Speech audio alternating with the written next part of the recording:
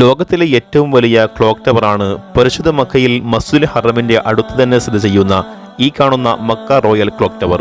2002 നിർമ്മാണം ആരംഭിച്ച clock tower 2012 പൂർണ്ണമായും പ്രവർത്തിച്ചു തുടങ്ങിയത്. ലോകത്തിലെ തന്നെ ഏറ്റവും ചെലവ് കൂടിയ ഈ ക്ലോക്ക് ടവർ നിർമ്മാണത്തിന് ഏകദേശം $15 ബില്യൺ ചെലവായത്.